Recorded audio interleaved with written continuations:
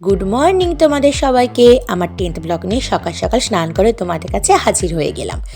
আমি আমার ডায়েটে সকাল থেকে রাত অবধি কী খাই সেটাই তোমাদেরকে আজ আমি দেখাবো।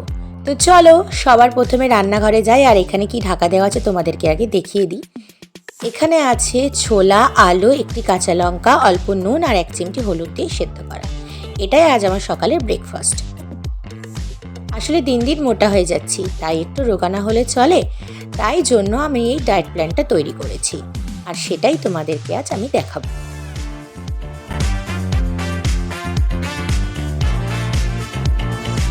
তো আমি খেতে বসে গেছি আর তোমাদেরকে এটা আমি দেখাবো। তার কারণ তোমরা হয়তো অনেকেই বলবে যে হয়তো তুমি এটা দেখাচ্ছ, তুমি আদৌ খাচ্ছ না, তাই আজ তোমাদেরকে আমি দেখাবো আমি পুরোটা কমপ্লিট করে। তো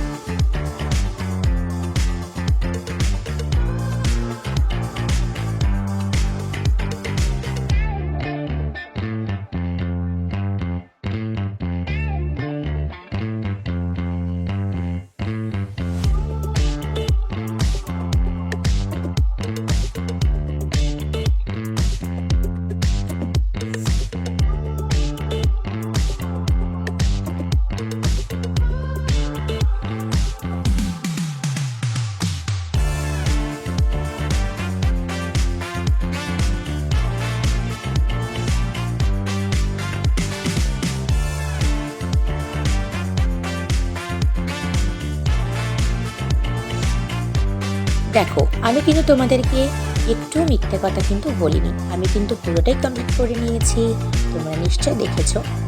এরপর চলো আগে আমি রান্নাঘরে যাব, কারণ এতটা পরিমাণে ঝাল লেগে গেছে যে আমাকে জল এক্ষুনি খেতে হবে। আর তোমাদের ওইদিকে কতটা শীত পড়েছে জানি না, তবে এইদিকে এতটা শীত পড়ে গেছে তাই আমাকে বাড়িতেও জুতো পরতে হয়। তো আগে তাড়াতাড়ি করে রান্নাঘরে আমি চলে এলাম, আর এরপরে বাটি রেখে আগে আমাকে জল খেতে হবে, কারণ ওই একটা লঙ্কাতে আমার পুরো অবস্থা খারাপ করে দিয়েছে।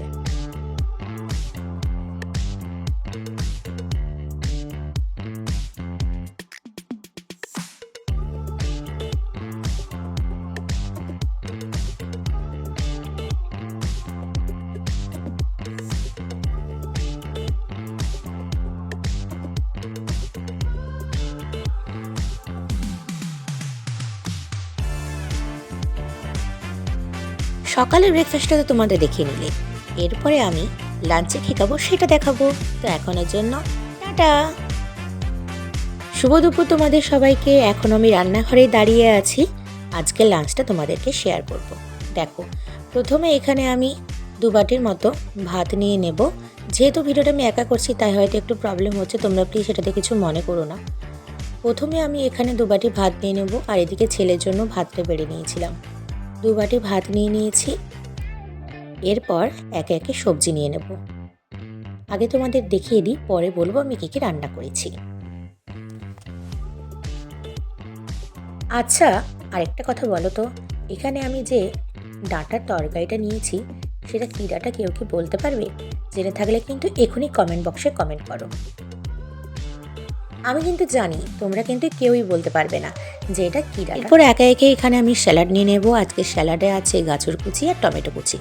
যেহেতু আজকে আমার নিরামিষ মঙ্গলবার, তাই জন্য এখানে আজকে আমি পেঁয়াজ খাবো না, আর যেহেতু বাড়িতে শসা শেষ হয়ে গেছে তাই শসাটাও আমি দেখালাম না। আর আমার যে কোনো খাবারের সাথে কিন্তু কাঁচা লঙ্কাটার প্রয়োজন, তাই কাঁচা লঙ্কাও নিয়ে নিয়েছি।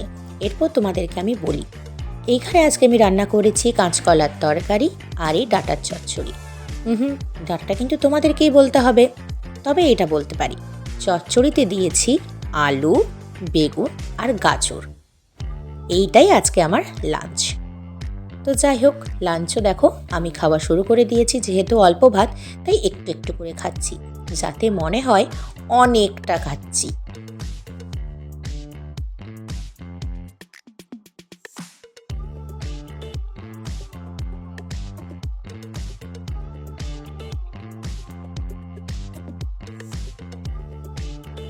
এদিকে কিন্তু আমার লাঞ্চও করা কমপ্লিট।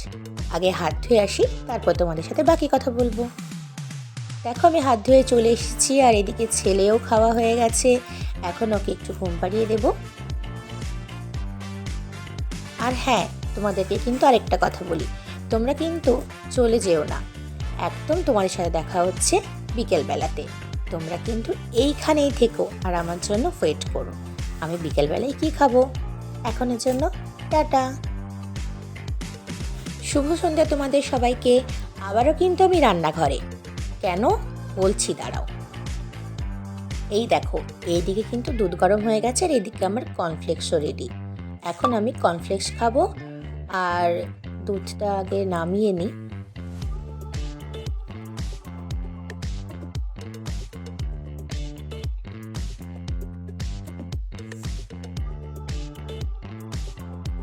রেডি আমার সন্ধ্যের খাবার, দেখো ইয়াম্মি ইয়াম্মি।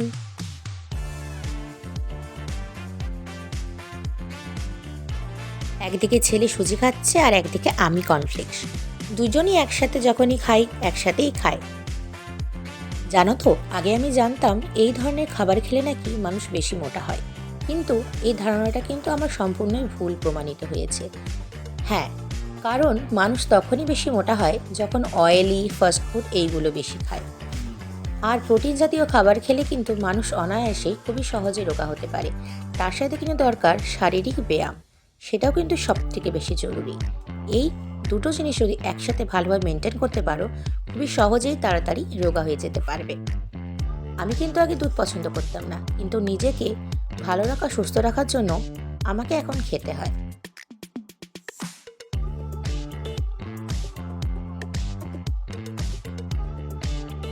এদিকে কিন্তু আমার খাওয়া হয়ে গেছে, এখনও ছেলের খাওয়া হয়নি, তাই ওর জন্য ওয়েট করছি।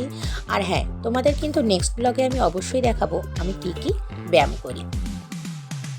টাটা। যেহেতু আমি বিকেলবেলায় কর্নফ্লেক্স খেয়েছিলাম, তাই আর রাতে কিছু হেভি খাবার খেলাম না। এই বিস্কুটটাই খেয়ে নিলাম, আর এই বিস্কুটটা আমার খুব ফেভারিট, তাই এই বিস্কুটের লোভটা আমি একেবারেই সামলাতে পারলাম না, তাই এই বিস্কুটটাই খেলাম। তোমরা হয়তো অনেকেই বলবে যে সারাদিন এইভাবে ডায়েট করে এই ক্রিম বিস্কুট খাচ্ছ, তো আমি জানি যে এটা খাওয়াটা ঠিক না, কিন্তু সত্যি কথা বলতে আমি একদমই এই বিস্কুটের লোভটা ছাড়াতে পারলাম না। এই বিস্কুটটা কিন্তু আমার বরাবরই খুবই প্রিয়, তাই এই বিস্কুটটা খেলাম। আর এদিকে বর আমাকে হাসাচ্ছে, আর আমি এখানে দেখো কতগুলো বিস্কুট একটা খেয়ে নিয়েছি আগে, তো দুটো তিনটে চারটেই খেয়েছি, আর কোনো খাবো না। আর বিছানায় বসে বসে শীতকালে খাওয়ার মজাটাই একদম আলাদা। আমি জানি খেতে নেই, কিন্তু কী করবো, ঠান্ডাতে নামতেও ইচ্ছে করছিল না, যেহেতু রাত্রেবেলা আর কিছু খাবো না, তাই এটাই খেলাম। Good night.